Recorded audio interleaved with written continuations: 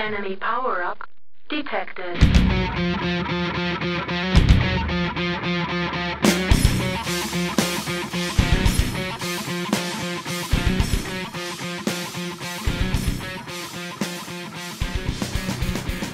Salve, salve, Master Race! Sejam muito bem-vindos ao podcast mais querido dos PCistas, dos PC Master Race, odiado pelos camponas.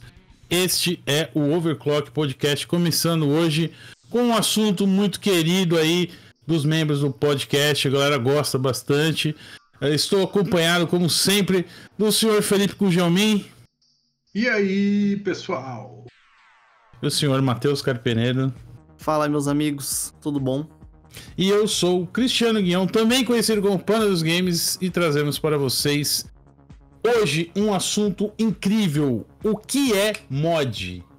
Da onde surgiu o mod, né? Ele Mod é aquele negócio... Nos anos 50, né, no Reino Unido, aquela cultura dos caras que ouvem The Who e tem uns cortes de cabelo mal feito. É isso, né, que é mod. Pô, eu achava que era aquele negócio que só as mulheres usam, que você compra na farmácia e tal, não é isso daí, não? que anda de lambu. Vamos lá, vamos gastar mais piadas de mods, por favor. Quem mais são mods? Mod é moderadores de fórum, né, também. Moderador de fórum. Mas hoje foi suplementado pelo ADM, né? Hoje todo mundo usa ADM, não usa mais mod. Antigamente era mod, agora é o Ademir. Bom, nós vamos falar sobre mods, então aconchegue-se, prepare-se. Eu sei que vocês gostam bastante do Overclock, eu também gosto muito de fazer, mas gosto mais de ouvir depois. E também gostaria de agradecer aos inúmeros e-mails, né, e comentários que a galera mandou. Vocês pensam que eu tô brincando, galera? Eu tava streamando outro dia, Ezo, o rapaz apareceu lá, pô, eu vi o podcast de vocês, muito legal, Panda. Nunca tinha visto alguém chegar, né? Chegou na live através do Overclock. Então, parabéns, viu, senhores? Tá indo muito bem, tô gostando de ver. Mesmo, galera, parem de mandar foto de nude, vocês estão poluindo já a minha caixa postal. Tipo, legal, eu acho que quando você se sente bem com o seu próprio corpo, poxa, super apoio, mas galera, pare de mandar nude, sabe? 15 e-mails por dia, tá ficando difícil. Cara, não é porque a tua foto do pau tem RGB que a gente vai curtir, tá ligado? Ainda é um negócio meio invasivo. Então, que são mods? Que começa, da onde surgiram os mods? Qual o primeiro mod que você tem notícia, né? Como é que a gente pode definir o que é um mod? Por que você solta tantas perguntas difíceis de uma só vez? Visto que a gente faz aqui tudo no improviso. Aqui não tem pauta não, gente. Não tem pesquisa. Nunca tem pauta. É tudo freestyle. Aqui é o podcast freestyle, PCista do freestyle. Mods modificam. Ó, pode acabar o podcast. Já era isso, galera. Mods modificam o jogo, beleza? É nóis. Até o próximo episódio. Valeu. Respondemos questão aí. O primeiro mod que se tem notícia foi para o Apple II. Você sabia disso, Felipe Gugelmin? Um joguinho do Castle Wolfenstein, porque muita gente acha que o Wolfenstein da década de 90 foi o primeiro, né? Mas, na verdade, ele era o segundo jogo com esse nome, né? Ele já era um reboot da saga. O primeiro era finalzinho da década de 70, comecinho da década de 80. E aí modificaram os nazistas do jogo, trocaram por um perigoso inimigo muito mais cruel, que eram os Smurfs. Então virou o Castelo Smurfenstein. O que me surpreende dessa história não é nem a questão de ter os Smurfs, mas de ter jogo no Apple. É muito antigamente que tinha. Isso não rola mais hoje. Então já começou na zoeira, né?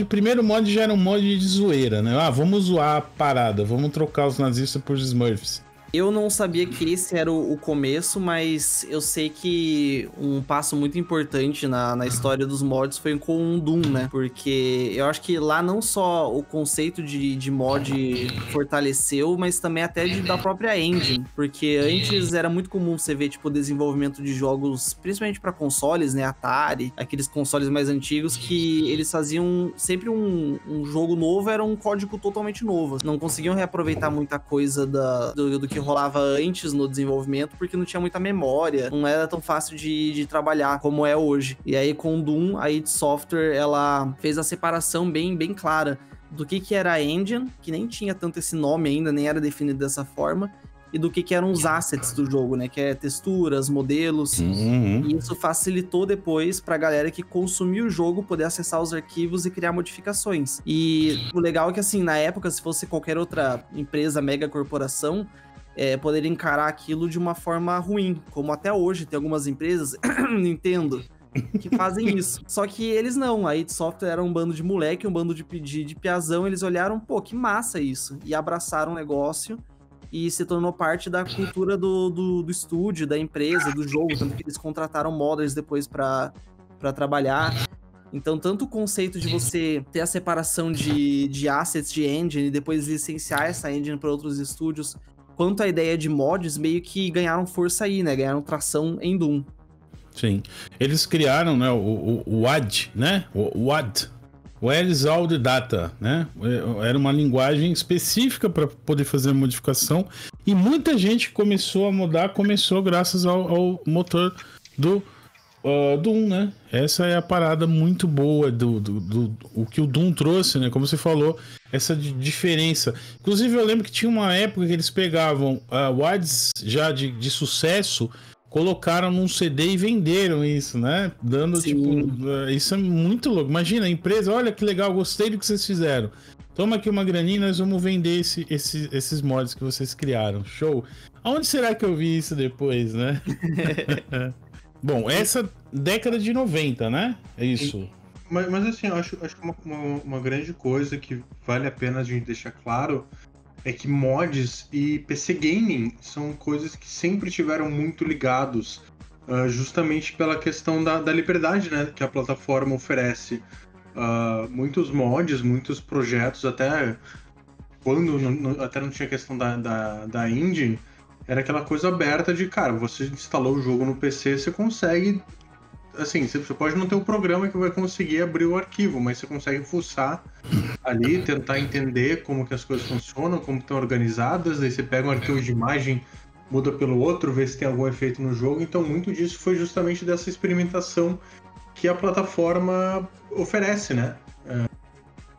Se não fosse essa parada aberta, obviamente já era difícil mexer no código de um jogo quando você não tinha as ferramentas, quando você não tinha a engine à disposição, mas pelo menos você ainda tinha um jeito meio que tentar investigar, fazer ali uma parada reversa. Quando você tá num console, obviamente tem essa possibilidade, mas é muito mais complicado isso atingir pessoal, principalmente quem não tem tanto conhecimento técnico, né? Como se exige quando você vai fazer, vou fazer quebrar aqui o código do jogo para fazer uma engenharia reversa, essas Tem coisas. muita coisa criptografada e você não consegue acessar, e já no PC as entranhas estão abertas, então você vai, muitas vezes chega direto. Quem nunca mexeu no CD para ver se achava, né, os áudios para fazer um toque de celular, alguma coisa? Pô, esse jogo aqui deve ter um toque de celular, vou lá procurar. Às vezes era questão de só renomear um arquivo, né? Inclusive, a gente não chamava de mod, mas era muito comum anos 90 aí, quando você... Adventure aí da LucasArts, que tinha dublagem, né, Bytes and Brothers da vida, você pegar o jogo, de repente você tinha lá uma cópia não muito licenciada, você instalava, daí você conseguia com o seu amiguinho só os arquivos de áudio, você pegava direto de outro CD e você só dava um Ctrl+C e Ctrl+V, colava nas pastas, pra você, traduzir o jogo aqui, tá com os arquivos originais. Tudo nessa base de fuçar ali e ver o que funcionava. Sim. Uhum. Aliás, quanta gente, né? A Tribo Gamer, quantas traduções ela não distribuiu aí, né? Graças a... Você pode jogar jogos que não tinha versão português e inglês, e aí você conseguia, graças ao trabalho de voluntários, baixar a tradução, né? E instalar no jogo e ter aí uma dublagem, uma legendagem. Dublagem nem tanto, mas a legendagem para poder jogar. Isso é uma coisa que o PC sempre teve vantagem também, né? Cara, fazia parte da minha rotina, assim. Tipo, eu pegava um jogo novo e eu ia procurar no Game Vícios e tinha uma tradução pra ele, sabe? Uhum. Era muito doido isso. E a qualidade das traduções também, né? Tinha desde... Parece hoje em dia com a cultura das legendas, né? Nos grupos de legenda também. Tem umas legendas que realmente os caras... Olha, rapaz, foi muito boa a tentativa, mas esse Google Translate aí não tá rolando. Bom, de acordo com a pauta, aliás, parabéns pela pauta, muito bem elaborada, senhor Felipe. Gostei muito. Segredo, né? Não pode falar. A gente não faz pauta, a gente aqui é freestyle, sempre. Claro. Freestyle sempre. E a gente tinha desde essa época, na década de 90, que era uma coisa bem experimental. Também até pegava um pouco daquela ideia da cultura do remix. Você lembra que nos anos 90 ainda não tinha aquelas decisões jurídicas sobre sample de música? Então era possível várias músicas com samples similares. O cara pegava o sample, sampleava tudo, pum, lançava o disco, né? Aí começou a ter umas brigas jurídicas por isso, e aí acabou modificando em relação ao copyright.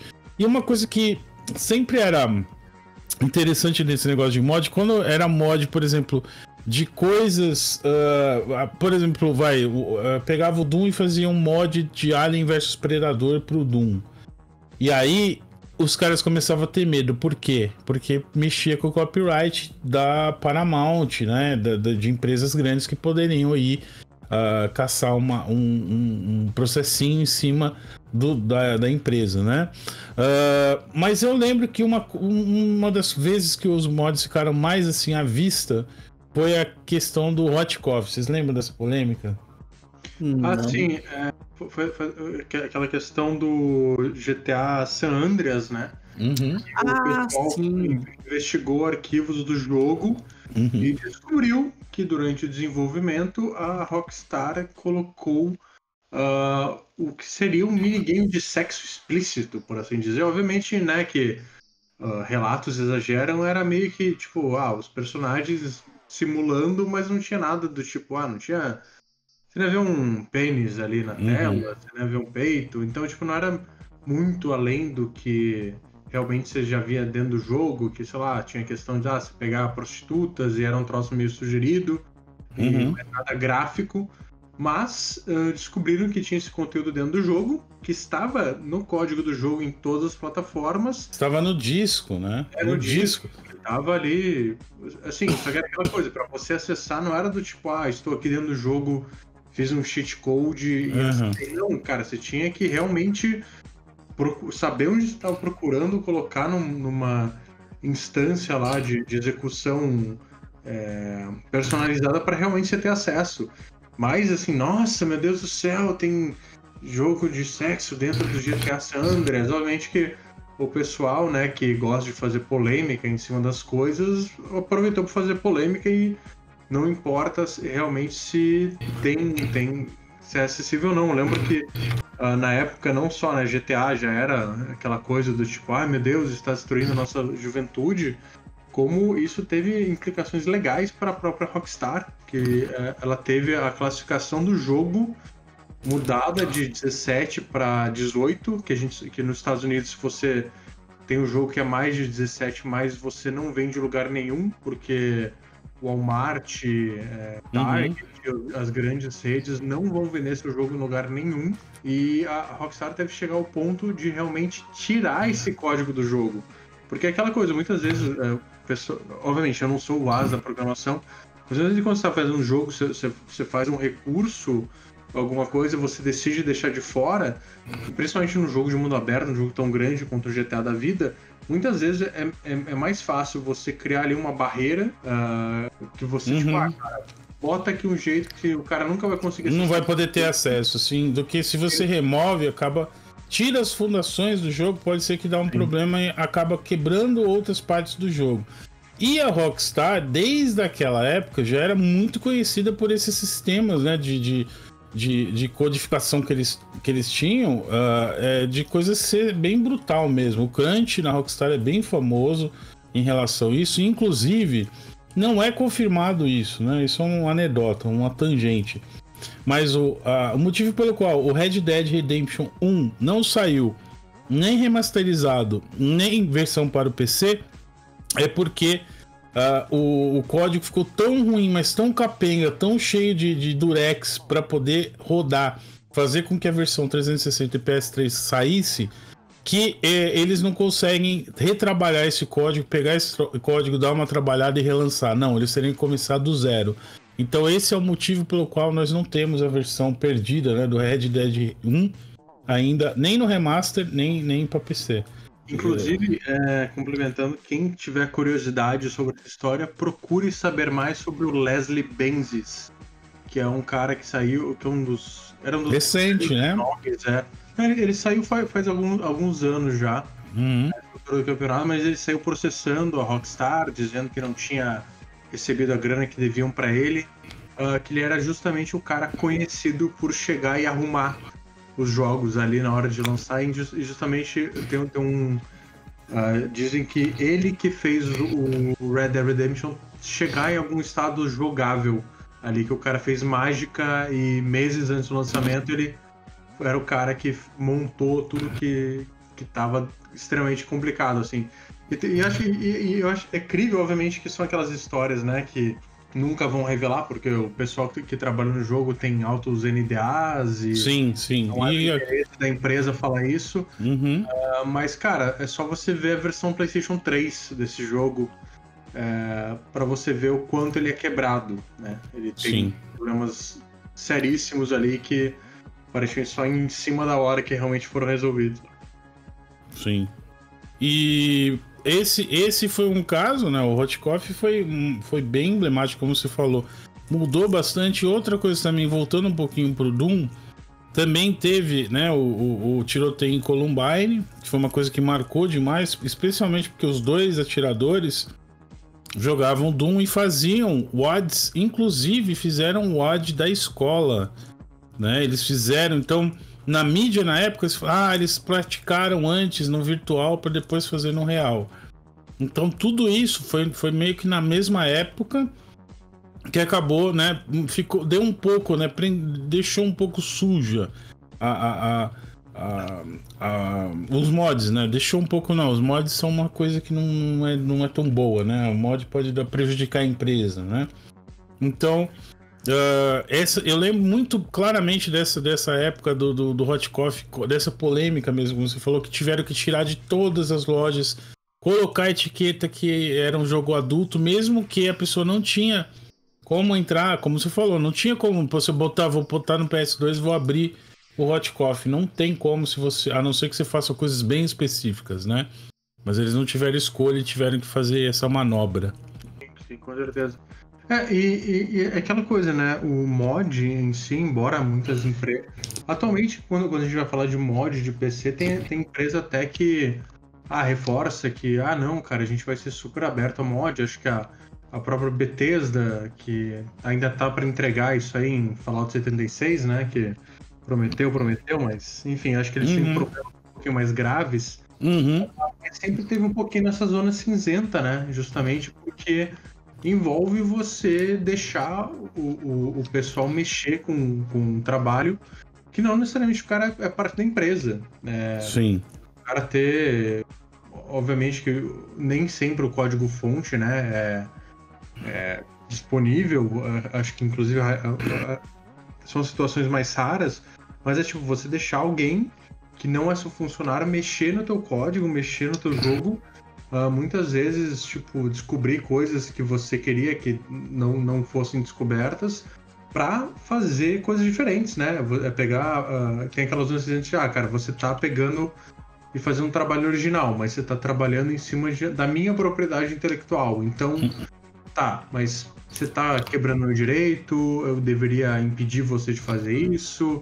Eu acho que a comunidade de mods, em geral, acabou meio que tendo esse acordo de cavalheiros entre, cara, olha, a gente pode fazer, mas contanto que vocês não destruam o nosso jogo ou queiram monetizar em cima disso, né? Acho que grande parte da comunidade de mod, e principalmente as mais conhecidas, sempre são caracterizados por serem trabalhos que os fãs fazem pelos fãs, pela curiosidade, muitas vezes até pelo reconhecimento, mas não necessariamente monetário.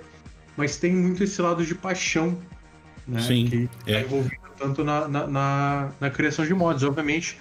Daí acho que vale a pena a gente também citar alguns mods que acabam muitas vezes chamando a atenção de empresas. Acho que um dos casos mais emblemáticos aí é o CS, Counter-Strike, que surgiu justamente como um mod do primeiro Half-Life e acabou fazendo sucesso gigantesco. A Valve daí contratou parte da equipe.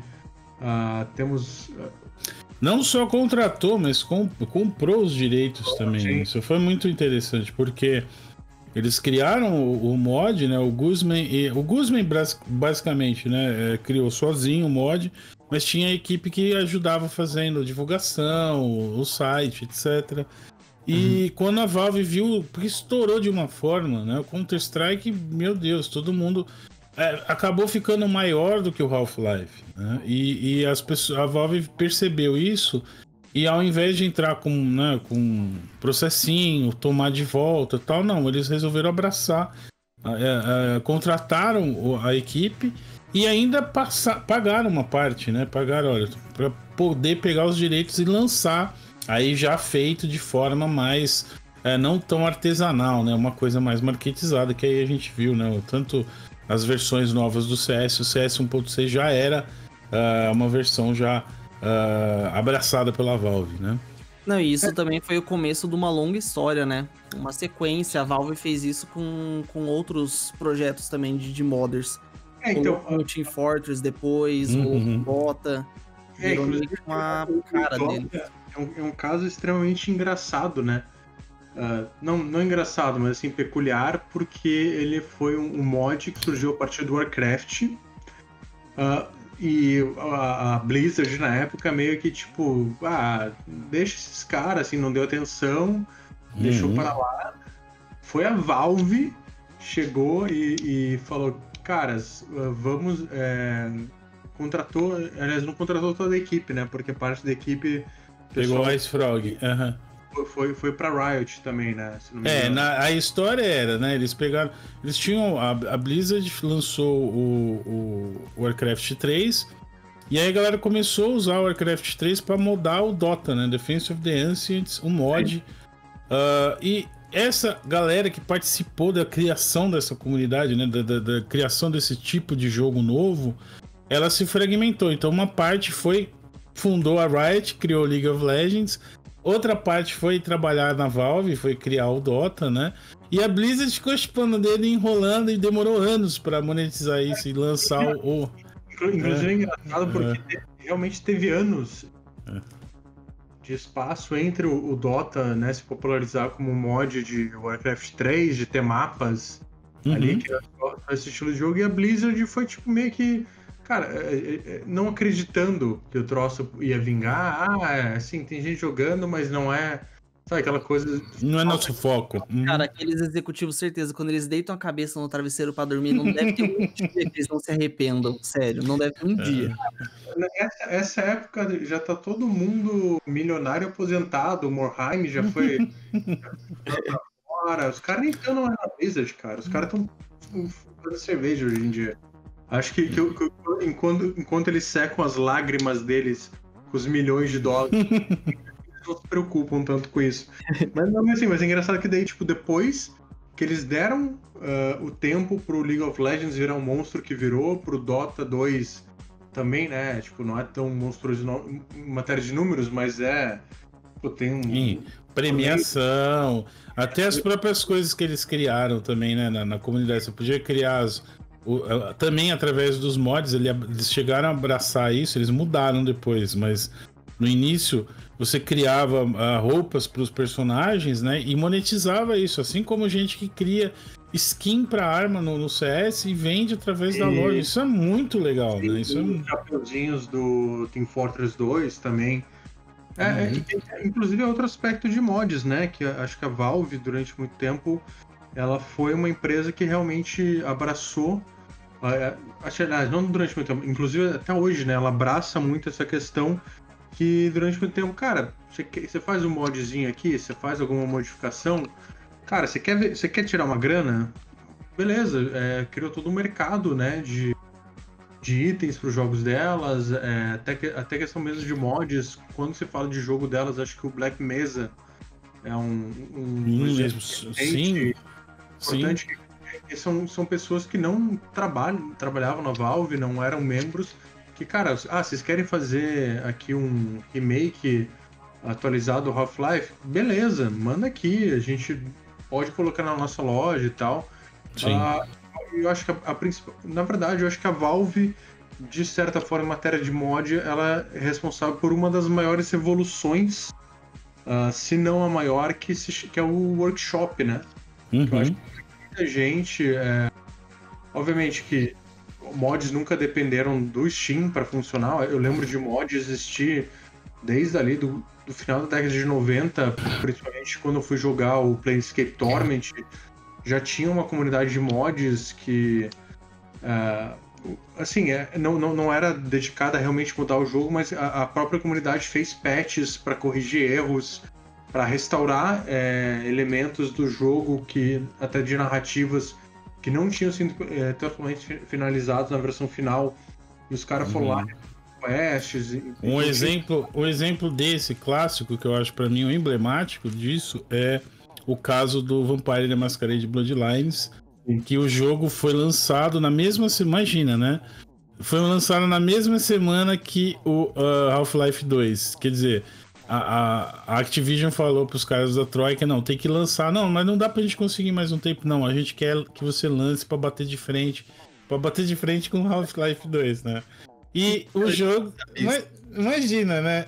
Aí o jogo saiu num estado que tava lamentável. Eu lembro que eu peguei o jogo no lançamento e realmente tava horrível, sabe? Bugado. Vocês lembram que Half-Life 2, a conversa no lançamento era toda voltada ao fato de que droga, eu tenho que instalar o Steam pra jogar isso? Sim, com certeza. A reclamação da comunidade. Eu só não xinguei muito, porque foi até que, mesmo sendo ISDN, né, discado, na internet discada naquela época, até que foi indolor o negócio, porque basicamente você colocava o CD, ele instalava tudo e depois você tinha que conectar através do Steam para descriptografar o pacote que vinha no CD. A possibilidade de dar pau era alta, mas eu lembro que foi uma coisa assim, relativamente indolor. Então, no começo a gente tinha meio que raiva, né? Pô, tem que jogar isso. É um DRM, na verdade, o Steam, né? Aos poucos ele foi conquistando, virando esse aspecto. Não, mas além de um DRM, pra quem não sabe, DRM é Digital Rights Management, né? É um anti-crack, né? É pra você ser obrigado a comprar o jogo e não baixar o pirata e simplesmente jogar. Então, o Steam depois começou a virar esse Storefront, começou a trazer coisas como o Cloud Save, começou a trazer coisas como a comunidade, Steam Workshop. Então, essa modificação foi acontecendo através do tempo. No começo não era, ai, eu te amo, Steam. Eu acho engraçado hoje, a galera. Ai, odeio o Epic. Ai, eu amo o Steam. Como assim, cara? É uma loja só, não tem isso, né? Loucura, né? Mas essa coisa dessa parada de mod, eu não sei se vocês viram, eu mandei no nosso grupo lá essa série que tá na Netflix, né?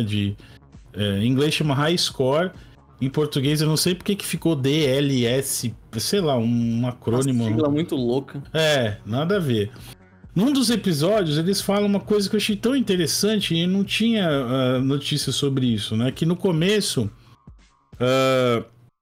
quando começou aquela revolução do arcade, no final da década de 70, era muito fácil, a galera aprendia, por exemplo, como jogar e não gastava tantas fichas, né? Não gastava tanto quarter, né? Moeda para jogar o jogo, que começava a aprender.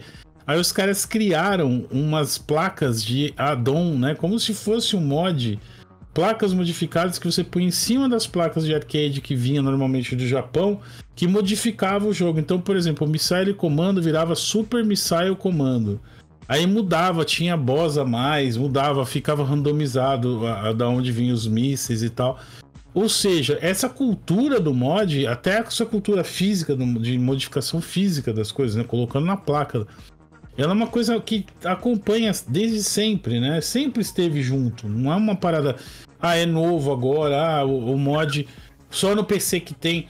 Por exemplo, uma das coisas, vocês lembram no começo dessa geração, falaram que iam liberar os mods tanto para o PlayStation quanto para o Xbox. E eu, durante a pesquisa para a pauta, descobri algumas coisas. Por exemplo, que a Paradox liberou, né? Você consegue entrar na Paradox no site, ativa alguns mods e aí quando você vai jogar com o Xbox, esses mods estão ativados. Agora, outras modificações, algumas no Skyrim E no resto eu não vi, mas cadê essa promessa dos mods, dos consoles? Daí a gente chega naquele ponto justamente que o pessoal reclama, né? Inclusive a gente estava discutindo que tem gente que reclama que você tem muita opção de loja no PC.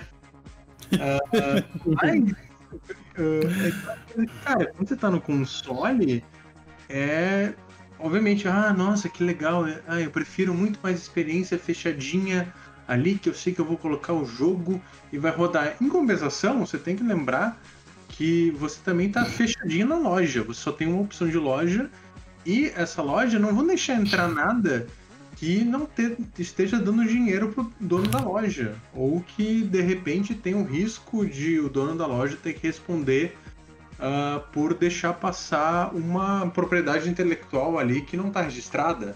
Uhum. Então, é essa coisa.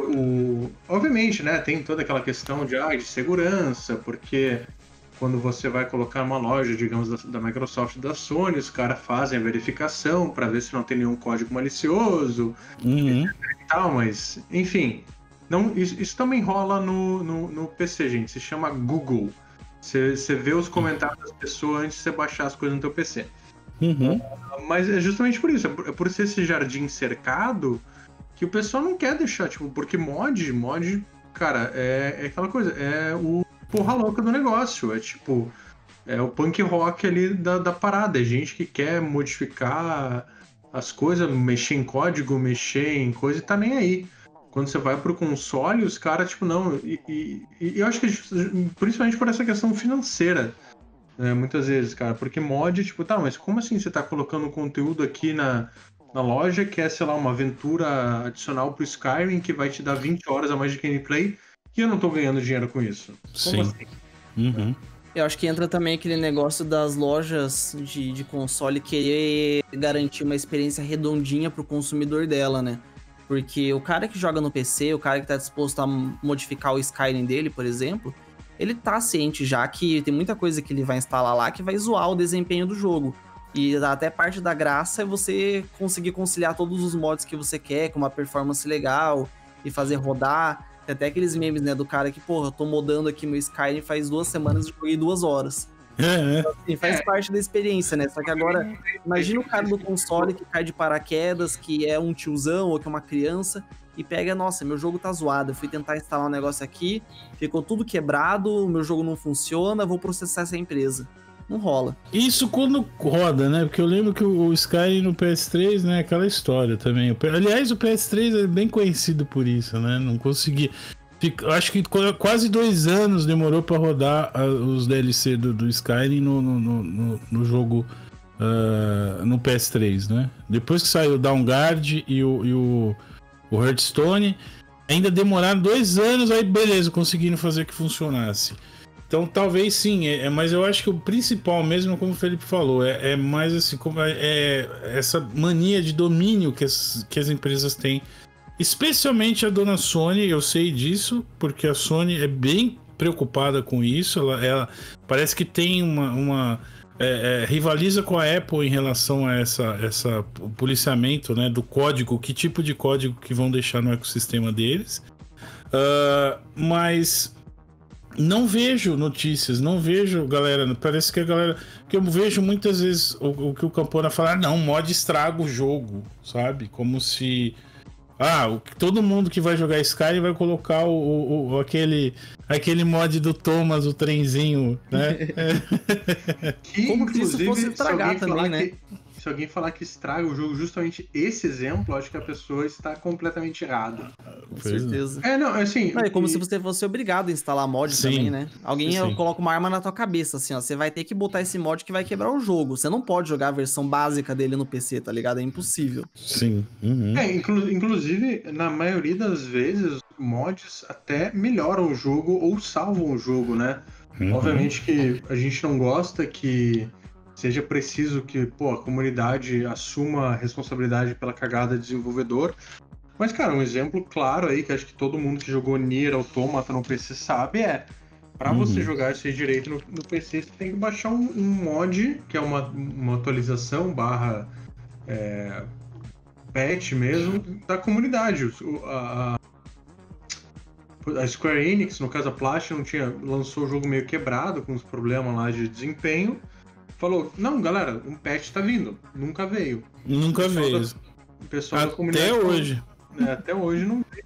O pessoal da comunidade chegou, cara, vamos consertar isso. E realmente consertaram. Fizeram o jogo rodar de uma maneira impressionante, assim, do tipo, cara, parabéns pra esses caras, sabe? A mesma forma, a coisa que eu tava citando lá do Planescape Torment, que, putz, tinha quest que não funcionava na versão final, os caras resgataram e tudo mais. Hoje você vai ver o semestre da Beandog, é tudo com esse conteúdo que a comunidade criou. O próprio Vampire the Masquerade lá, cara, a versão que tá no GOG é a versão que a comunidade consertou. É a versão que a comunidade... Com o patch, isso é muito legal. O GOG vende a versão com o patch não oficial, né? Mas que tem a bênção dos próprios criadores. Os próprios criadores também já chegaram e falaram, realmente, é isso aí. E você tem opções diferentes também, né? Tem uma outra versão, por exemplo, que adiciona as quests dos clãs, ou seja, traz mais conteúdo ainda dentro do jogo, fora essa que a gente tá falando, que é o que costuma falar de cutting floor, né? Que pega a parte que não deu, que não tava legal, que não tava na qualidade ainda de quests e tal, coisas, eles cortam e deixam fazendo uma analogia como fosse no cinema, quando você edita e deixa o corte da película no chão, né? Eles recuperam esses arquivos, então você adiciona mais horas no jogo que você tá querendo jogar.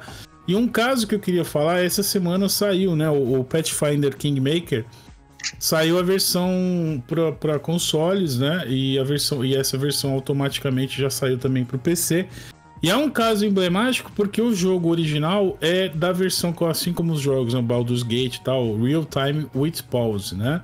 Você pausa durante o combate. E eles colocaram um mod, né? Eles pegaram, inspirados em um mod que um cara fez, que deixava turn-based, né? Através de turnos, né?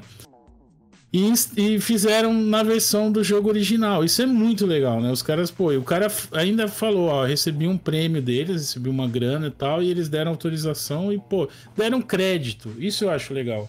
Empresa pega o negócio, coloca no jogo base e ainda dá crédito pra pessoa que fez. Isso é muito bom. Eu acho que a empresa enxergando realmente a força do coletivo, né? Porque, por exemplo, quando o jogo vem quebrado e tal, claro que a gente não quer que venha assim por parte da empresa, mas às vezes a equipe não é tão grande, os caras têm um orçamento meio pequeno, é um troço rushado, mas quando você coloca isso à disposição de uma comunidade que tem muito mais gente, muito mais programadores ali pra ajudar, que tem galera experiente, galera com tempo sobrando às vezes, acaba sendo muita coisa boa, né? Por isso que você vê tanto programa às vezes que é open source, né? Que a galera, todo mundo pode mexer e que é muito melhor do que qualquer alternativa fechada, né?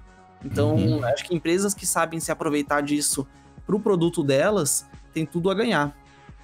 Inclusive porque tem um envolvimento emocional, né? O cara, muitas vezes, ele não tá fazendo aquilo por dinheiro, ele tá fazendo que, cara, eu amo Vampire, eu amo Pathfinder aqui, eu queria... mas eu acho que com isso aqui, o jogo ia ser melhor ainda. O cara vai lá, se ele tem conhecimento, e até porque, cara, muitas vezes é uma oportunidade de você começar uma carreira, né? A gente vai muitos começaram carreira fazendo isso, sim. O cara, até esqueci o nome dele, mas o cara que criou o DS Fix pro Dark Souls no PC, por exemplo, o cara conseguiu...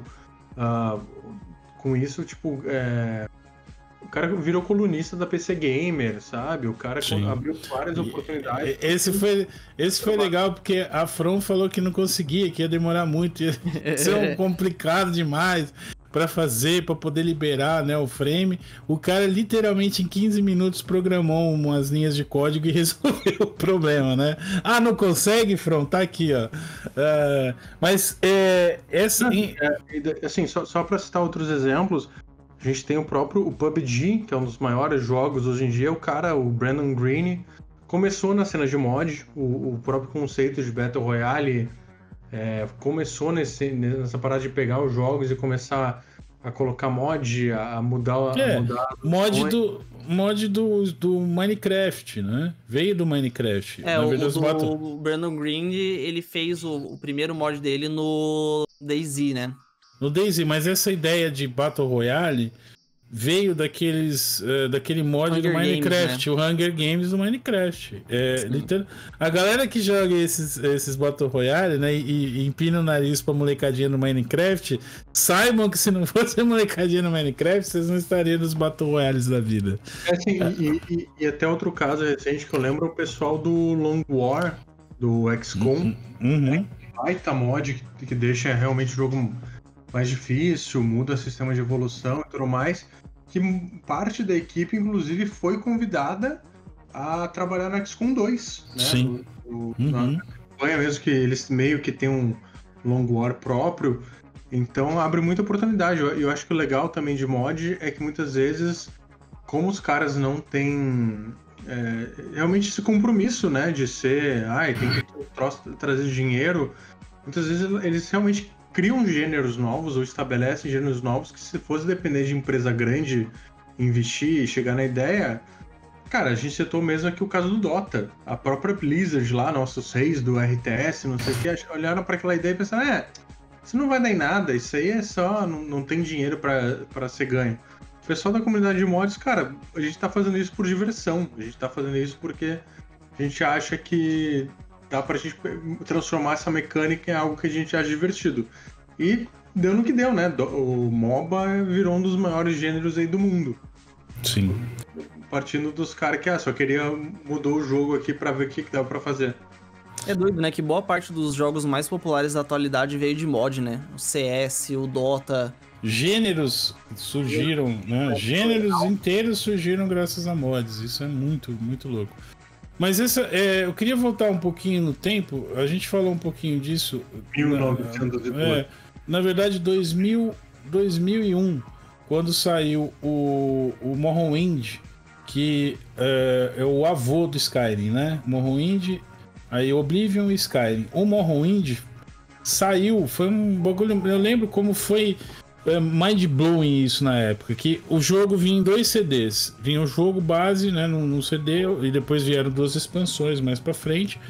Mas vinha o jogo base e vinha o Creation Kit, que era todo um set de ferramentas para os jogadores poderem criar as modificações. Por isso que a Bethesda tinha nessa época já tinha essa toma, galera, arruma o jogo pra gente, né? Mais ou menos isso. Toma aí, galera, arruma pra gente. E a galera criava coisas incríveis, né? Criava quests, histórias e tal. E isso acabou também indo pro Oblivion e o Skyrim. Então isso estourou. O Skyrim, acho que é o jogo que, se a gente for ver, é o que mais tem mods até hoje. O que tem de mod é fora da realidade. Mas, lembrem-se, alguns anos atrás, lembra quando teve a polêmica dos mods pagos, né? Eles começaram, tanto a Bethesda quanto a Valve, meio que, galera, então nós vamos lançar uma ideia aqui de que agora os mods vão ser, vai ter uma curadoria dos mods e aí a gente vai fazer alguns mods pagos e a galera que faz os mods vão ganhar uma parcela disso.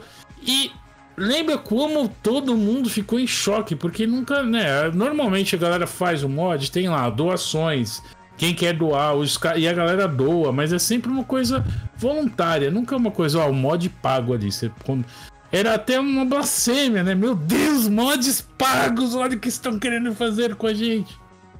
E isso estourou, lembra? Vocês lembram disso? Isso foi o quê?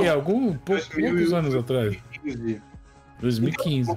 Mas é que a grande polêmica, eu lembro, não era questão do pessoal que queria tirar uma grana com mod, poder fazer isso e ter um espaço. Acho que eu até lembro que na época que a discussão, cara, a gente tem que, se a gente puder dar grana pra esse pessoal que faz trabalho de qualidade, cara, melhor ainda, porque o cara vai conseguir trabalhar com o que ele quer, vai ser devidamente recompensado, não vai ter que ficar só naquela coisa de paixão e dane-se, né? Comer. Mas a maior crítica foi justamente aquela questão de você tentar trazer o cercadinho do console pro PC, que era, vai ter os mods pagos, mas peraí, quando eu pago por um mod, vai tudo pro criador? Não, mas vai ter uma fatia pra Bethesda, vai ter uma fatia que também vai pro Steam. Mas e vai continuar aberto de tipo, qualquer um vai poder colocar um mod. Ah, então, veja bem, vai ter uma curadoria, não sei o que. Então, peraí, mas, galera, legal a gente poder pagar, né, o cara que tá fazendo mod, o cara ter uma grana a partir disso, mas, cara, vocês estão tirando parte do que é a essência dessa comunidade de mod no PC. Então, acho que foi muito mais por isso esse protesto, sabe? Essa coisa de tipo, pô... E foi terrível, né? Teve review bomb, a galera ficou empolvorosa. Muito pior, né? Todo mundo ficou contra. E tinha uma preocupação legítima, por exemplo, cara, eu quero fazer um mod pro Fallout 4. Ah, mas e se eu não quiser distribuir ele no Steam? E se eu quiser, de repente, colocar no Nexus Mod? Vocês vão bloquear que eu faça isso? E tinha umas conversas do tipo, não, mas veja bem, para você usar nosso mod, vai ter que usar nosso caminho oficial, não sei o que, para facilitar a vida. Tipo, pô, pera lá, então na prática parecia que os caras estavam pegando as garrinhas lá corporativas e querendo tomar um troço que era da comunidade. Exato, tomar para eles, né, uma coisa que era da comunidade. E aí, no final das contas, eles fingiram que voltaram atrás, né? E não vamos mais fazer isso, galera. Tá bom? Pode ficar tranquilo, estamos aqui, sempre abertos e tal. 2 anos depois lançaram o Creation Kit, né? Tá até hoje aí. Mas o Creation Kit, na verdade, ele me parece muito mais uma questão que parece uma lojinha de asset do que uma lojinha de mod, né, cara? Parece que você tá ali com a Unreal Engine, você vai comprar ali a piscininha do jeito que você quer, a bolinha do outro jogo, você vai criar um jogo meia bomba que você vai vender por R$1 na Steam e enganar a trouxa, né? Sim. Mas a gente viu essas garrinhas aí rolando muito na questão de skins, né? Porque, cara, eu tenho memória muito clara de eu jogar CS 1.6 e eu baixar skin de arma, baixar mapa, tudo no site da comunidade. E hoje, cara, uma das coisas mais lucrativas na indústria é isso, é vender skin, vender mapa. Mapa nem tanto, né? Mapa eles lançam gratuitamente pra todo mundo. Mas é vender skin de boneco, skin de arma. Tem cada vez mais jogos em terceira pessoa justamente pra você poder ver a skin do teu boneco. A galera reclama quando é em primeira pessoa e não pode ver. Todo um mercado super, bilionário em cima disso. Também de uma coisa que, cara, quando eu era criança, assim, sei lá, se eu voltasse pro passado e falasse pro jovem Carpenedo que, no futuro os caras vão pagar por isso que você baixa de graça, ia dar risada. Vamos ser bem sinceros que toda essa briga Epic versus Apple é sobre o dinheirinho de skin, no fim das contas, né? Com certeza. Epic não querer dar 30% ali da Apple. Aliás, é um exemplo muito bom você trazer esse exemplo, hein, Felipe? Porque, olha só, né? E no final das contas, a Epic conseguiu colocar um sistema de monetização inteiro debaixo do nariz da Apple.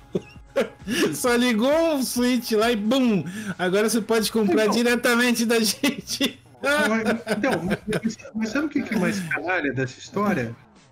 Que não, gente, olha só, vocês podem comprar diretamente da gente, agora a gente vai baixar o preço.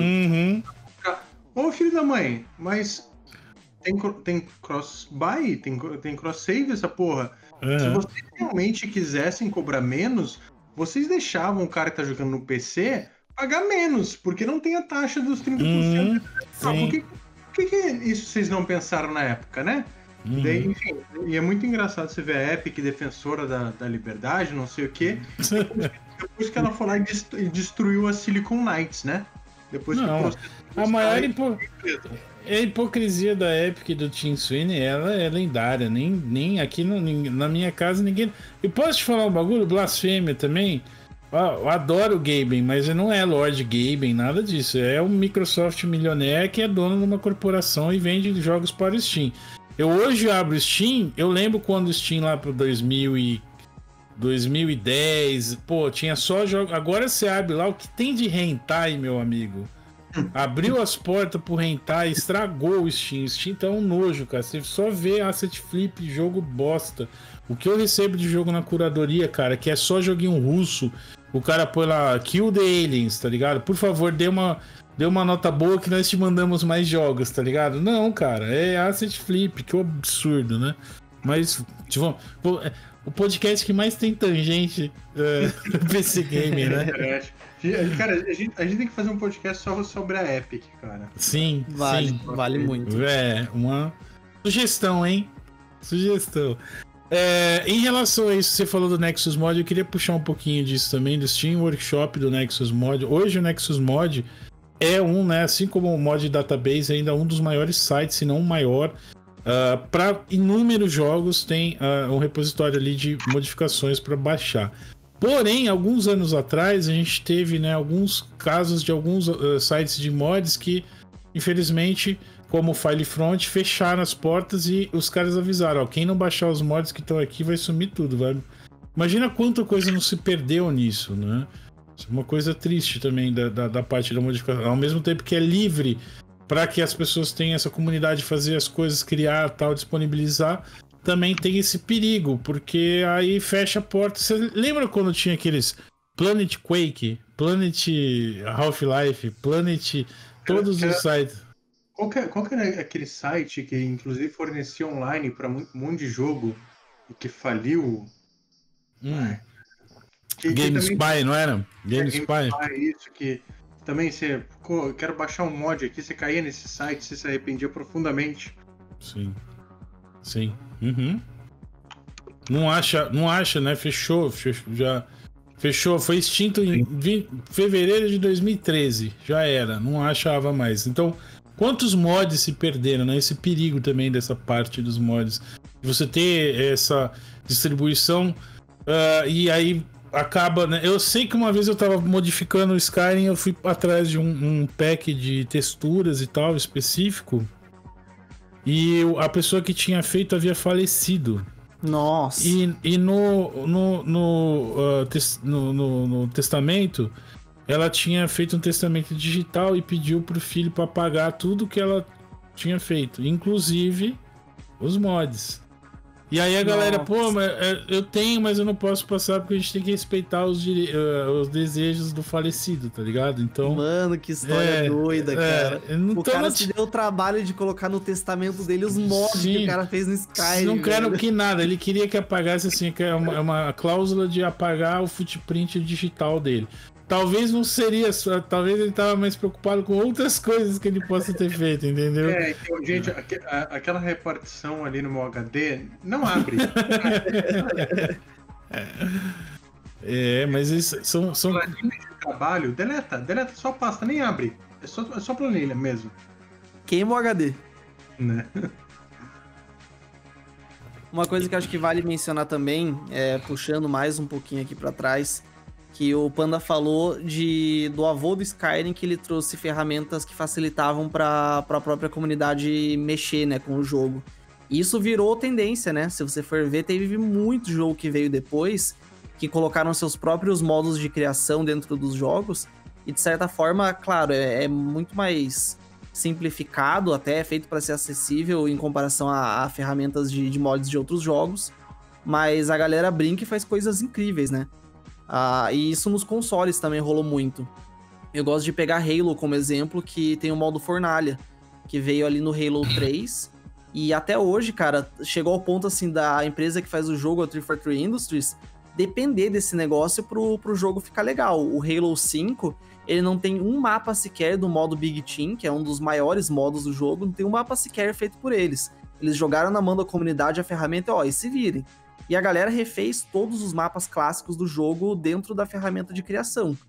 Pô, a comunidade, mesmo sendo um jogo de console e tal, teve esse recurso, colocaram na mão e os caras deram um jeito de resolver a parada. Isso é bom, mas também, né? Nem vamos gastar tempo.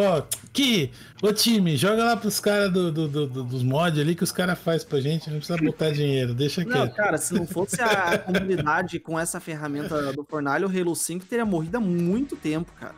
Sério. E o futuro dos mods, o que vocês acham que vai acontecer no futuro com os mods? Cara, a gente vai... Eu acho que vai continuar sendo coisa de PC, né? Eu acho que por mais que as plataformas aí falem, não, vamos abraçar o mod, nós amamos o mod, queremos buscar meios, eu não vejo nenhuma, digamos, nenhum esforço, né, realmente em viabilizar isso, em fazer a parada rolar. Eu acho que, sei lá, a Bethesda em si eu vejo como uma das empresas que vai continuar falando isso, mas... falando, mas talvez não fazendo, né? Porque no Fallout 76 a gente não tem isso.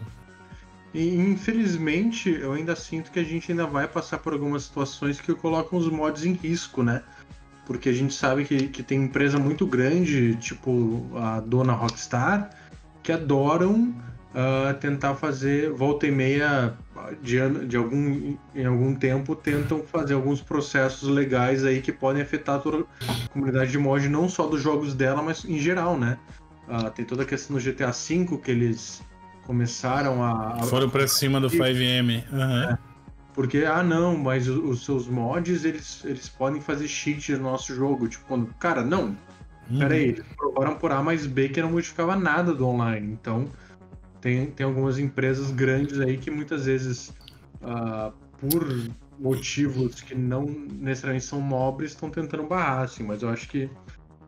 Mas eu vejo de forma mais técnica. A minha preocupação é... A gente sabe que tá caminhando para um futuro de jogos de streaming, né? Exatamente isso, é o meu maior medo. O streaming é realidade já. Não adianta querer lá, a galera faz piada, faz meme. O Stadia, nossa, que flop. O xCloud, ninguém quer, mas é o futuro, não tem porquê, né? Uma tecnologia nova, mais disruptiva, assim, a tendência da galera é resistência com isso, né? Sim. A gente já tem o próprio exemplo da Steam que a gente falou, né? A reação inicial da Steam era que droga, tem que baixar esse negócio. E hoje é padrão em PC. Uhum. Então, por mais que hoje role essa rejeição com o streaming, não tem, cara. Isso é o futuro. Não tô nem dizendo que só vai ter jogo pro streaming no futuro, mas assim, você gostando ou não, daqui a alguns anos vai ser super normal você jogar as coisas sem ter um hardware pra isso. O futuro, não digo que não é a partir do dia 31 de dezembro de 2023 não tem mais jogos, acabou, morreu tudo, desligou. Não, galera, os jogos que já estão com a gente vão continuar. Porém, futuros jogos, quem dirá que o Elder Scrolls 6, GTA 6, todos esses Battlefield 6, sei lá, tudo 6 que vem por aí, será que eles vão ter essa possibilidade de usar o mod? Porque se for por streaming, fica mais complicado, né? Você não tem acesso, você simplesmente só... E não necessariamente só o streaming, mas também toda essa parada do Game as a Service, né? Uhum. Agora tudo online, tudo tem uma conexão com o servidor. Também abre essa brecha aí justamente que a Rockstar tentou usar para tipo, galera, a gente não vai permitir nenhuma modificação porque isso pode ser usado para cheat e para destruir o equilíbrio do nosso jogo. Então... Uhum. E é muito complicado, né? O jogo tá lá no HD, numa empresa, às vezes do outro lado do mundo, você não tem acesso a nada dos arquivos.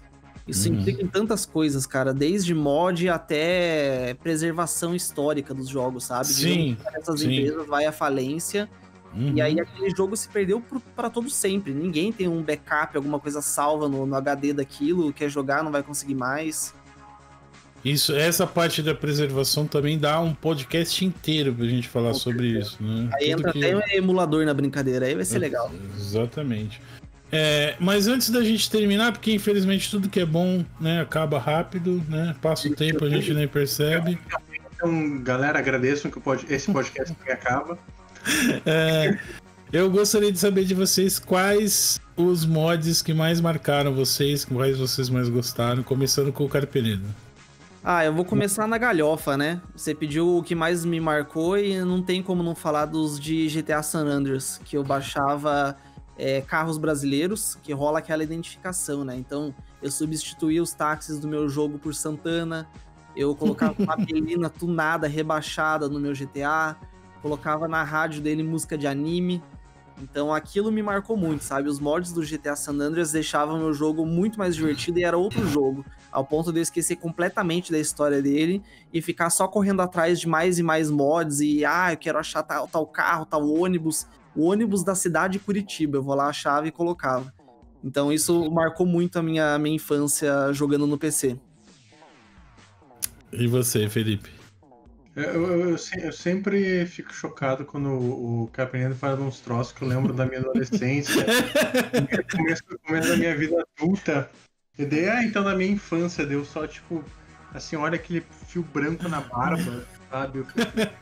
Só um puxa vida. Ok, boomer. Cara, mas assim, falando sério, mods, cara, eu acho que o que eu mais aproveitei em mod, assim, até um jogo relativamente recente, que foi o Torchlight 2, que eu acho que é um jogo que eu até hoje penso que foi um jogo que foi menos valorizado do que devia, mas que ele tem uma comunidade riquíssima de mod, assim, cara. Ele tem, desde você começou, né, lá no lançamento com mais patch, que inclusive vários foram incorporados oficialmente, tipo o Red Crab do Half-Life. Mas, cara, ele é tipo um jogo que ele expande de uma forma absurda, assim, do nível ter classes novas, ter mapas extremamente variados, ter campanhas completas. Ele, assim, é um jogo que a comunidade de mod transforma ele totalmente. Assim, ao nível que muitas vezes quando você, tipo, não, cara, eu quero deixa eu jogar o Vanilla sem nada, daí fica complicado porque você tem que desassinar 500 mil coisas e você não sabe o que é o padrão. Você sempre estraga o save. O save tá lá bonitinho. Aí você. Nossa, saiu um mod novo. Que delícia. Vamos colocar. Aí ele quebra, bate com outro mod que não vai com a cara do outro. Estraga o save, já era, tem que começar tudo de novo. Então, mas geralmente assim, a maioria dos mods realmente que eu uso são questões de ou desempenho, né? Por exemplo, o Sekiro, que ainda não terminei, mas tudo que eu joguei com ele foi com mod, porque desde o começo tinha, cara, olha, pelo código aqui o jogo pega no máximo 60 frames. Sim, tá bonito, tá bem otimizado, mas 60 frames.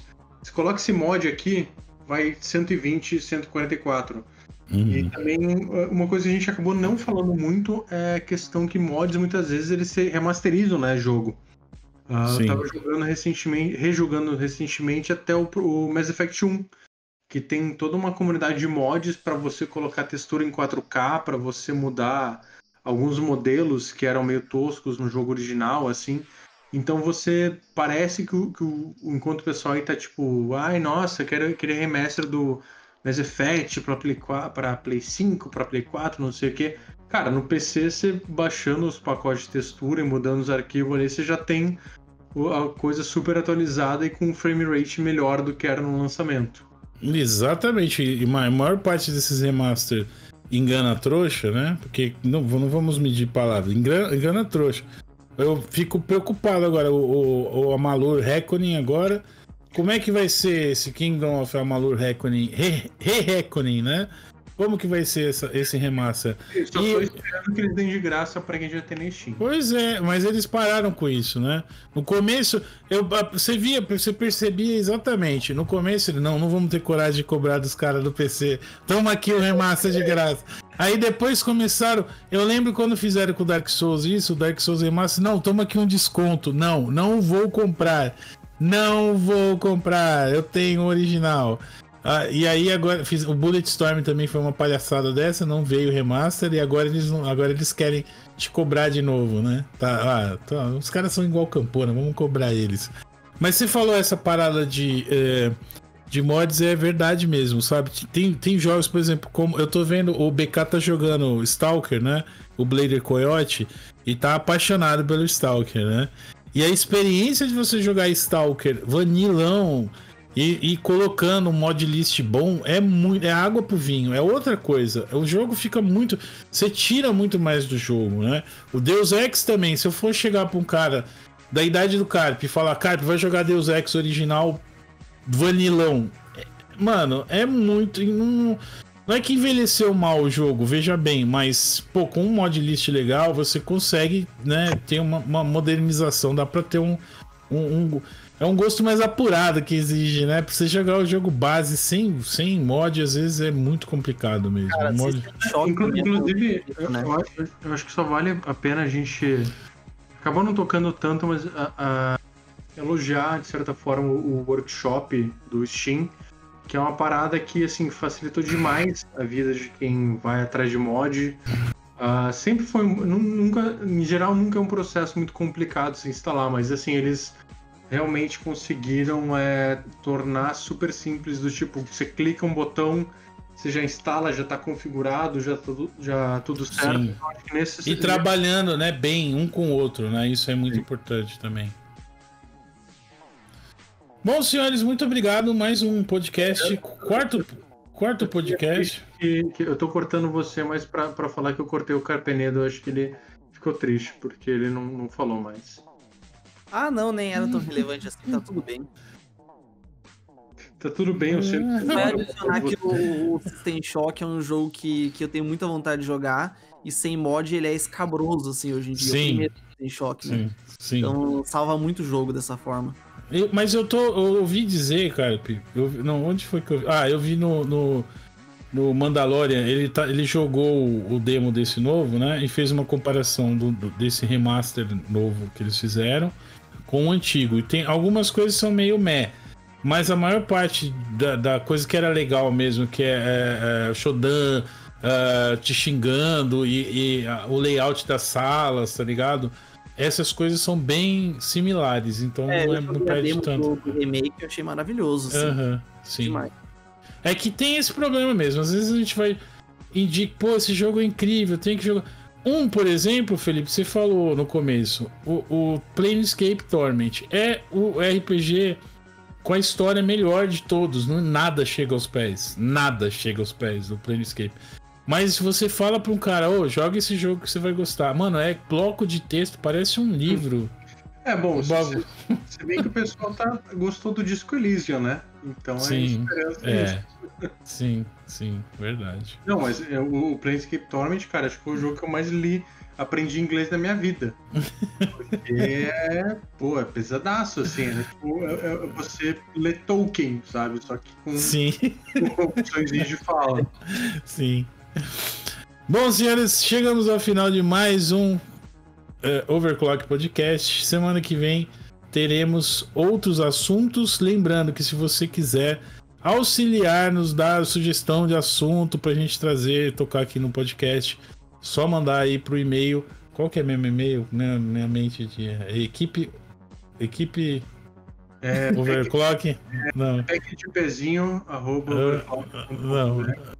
Overclock. Não, pode mandar um DM no Twitter que é mais fácil, né? Vamos usar Twitter pra isso. É melhor, né? E comentários também do vídeo no YouTube, né? Eu sei que muita gente escuta pelo Spotify, mas se você quiser deixar um comentário, a gente lê lá no YouTube também.